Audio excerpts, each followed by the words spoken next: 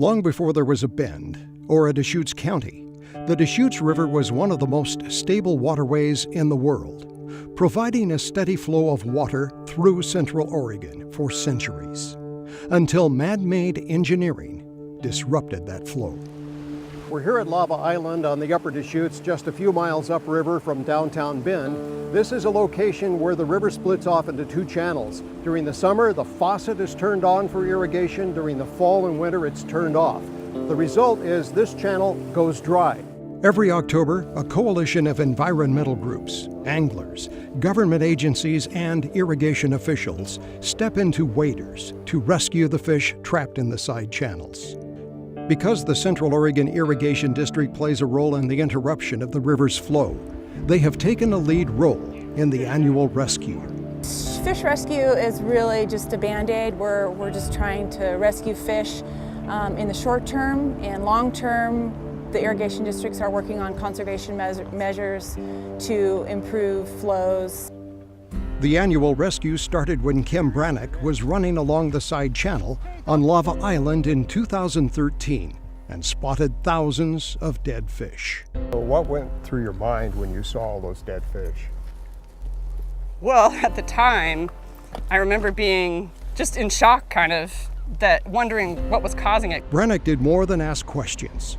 She took action, co-founding the Coalition for the Deschutes, and working with other nonprofits and state agencies to coordinate the fish rescue. What has taken it so long to get to this point where we're talking about conservation in 2016, when this has been going on since basically the 1940s? I wish I could tell you the answer to that, because I have that same question. Why has this happened for so long? I mean, I moved here in 2013, and the first year I witnessed it, people said to me, "It doesn't matter, this has been going on for years." And I can't believe in this community that that's kind of the status quo that people had accepted. That status quo dates back to the 1940s, when Wickiup Dam was built, creating the second largest reservoir in Oregon to store water for Central Oregon farmers, but at the same time, creating fluctuations in the flow of an otherwise healthy river. This is symptomatic of a larger problem. You know, this is a very visual representation of how the river is affected biologically and ecologically when flows are cut off to severe levels at the end of the irrigation season. For now, groups like Trout Unlimited and the Coalition for the Deschutes will coordinate more rescue efforts every October. But the long-term solution will involve piping and conservation projects that could cost hundreds of millions of dollars.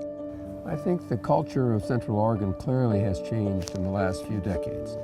And whereas 50 years ago there was a priority in logging and developing agriculture, I think now there's a large population of Bend, including myself, that's moved here 12 years ago, that are really here because of our outdoor resources and the recreation and cultural value of that. For Kim Brannock, a runner, an angler, and a mother, that's the kind of value you can't put a price on. I have a daughter who's 10 years old, and I want there to be fish and wildlife in this river in the future. I don't want it to just be an irrigation ditch. For Central Oregon Daily, Brian Jennings at Lava Island.